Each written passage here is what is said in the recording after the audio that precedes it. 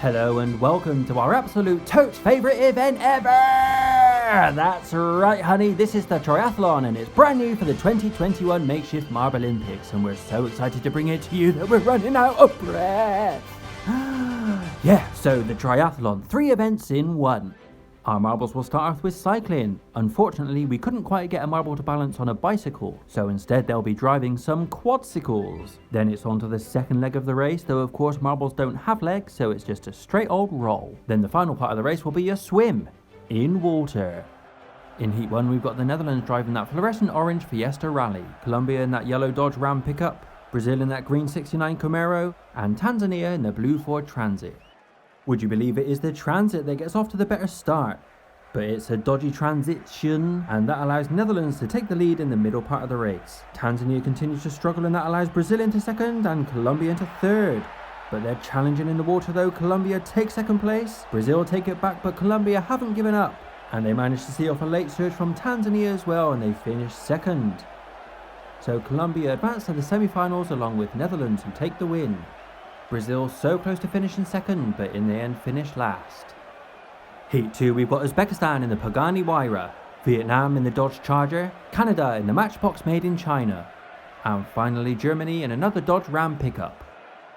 It's the 2 Dodgers leading the way in this heat, with Vietnam the slight advantage over Germany. But things tighten up in the sprint with Uzbekistan storming into the lead. Canada with a lovely dive into the water and they overtake Vietnam.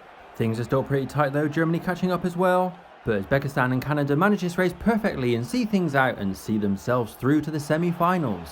Vietnam and Germany miss out by a slither, despite their courageous last-ditch racing. So the current league leaders are out, and there's a real chance now to bring down that points difference between them and the rest of the pack. Trying to do that from Heat 3 is New Zealand in the muscle-bound M32, Cameroon in the Porsche 914 Safari, Greece with the Corvette Grand Sport Roadster, and DR Congo in the Chevy El Camino. Greece are off to an electrifying start and they get a good handover and they only extend their lead. Cameroon are up to some kind of funny business, Congo are chasing the lead. Even New Zealand are looking like a threat. But it won't be enough of one as Greece take the win and Congo join them in the semi-finals. New Zealand put in a half-decent shift but fell once again to make anything of it. Cameroon trickle across the line in last. Let's take a look at where it all went awry for them. I don't know what they were doing coming to the second portion of this race. It looks like they were trying to add flying to the list of disciplines in the triathlon, and that simply won't do. We've one more heat to bring you with Poland in the Corvette Stingray, Finland driving a Tokyo 2020 concept car, USA with a Nissan Silvia, and Indonesia in a Volvo Estate. It's not doing too badly though, in second place just ahead of Poland, while Finland are vrooming out in front. USA catch up into third now, but I don't think they'll bridge the gap to Indonesia in second, who themselves have bridged the gap to Finland in first. So Finland and Indonesia advance, USA and Poland don't, and Finland with by far the most impressive performance so far in this event, though I must say they did look very beatable in the swimming. They won't be satisfied with that though, they'll want to perfect their game, and in fact here they are, risking dinosaur infested waters just to practice that swimming. We'll be able to see immediately whether it's paid off though, as they line up in semi-final 1 alongside Netherlands, Congo and Canada. They're once again off to a stonking lead with a great transition, and there's a good battle between Congo and Canada for second. It is currently Congo with the better of that, and once again Finland see their lead slip in the water. They manage to hold on to first place once again, but worrying signs for them as Congo finish just behind them in second. With Canada and Netherlands not too far behind, but also too far behind. They go out while Congo and Finland go through to the final. They'll be joined by 2 of Colombia, Indonesia, Uzbekistan and Greece. They all had decent heats, Greece probably the best of the lot. Then wow, crash bang smackaroo! There's been a nasty incident here. Crash! Indonesia flipped their car over, causing a 3-car pile-up.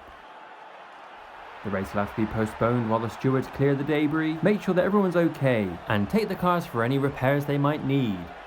There's no doubt that Volvo Estate will need plenty, and here the Indonesian team are, working on the car themselves to get it ready for the restart. We've been given the go-ahead now for the race to be restarted with the cars lined up just as they were before. And our teams have started just as they did before. Greece with the early lead, Indonesia in second, but Uzbekistan with a slight improvement close behind in third. Indonesia with the lead in the water, but they lose it to Uzbekistan.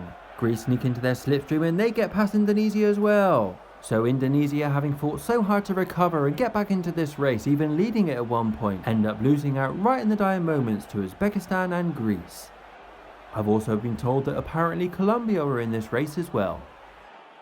That really is a lovely move from Uzbekistan at the end and some rather nifty tactics from Greece.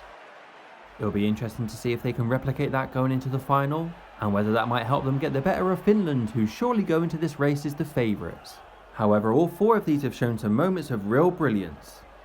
It is Finland with a slight lead early on, but it's certainly much closer than it's been before. Uzbekistan lose the pace and Greece take the lead.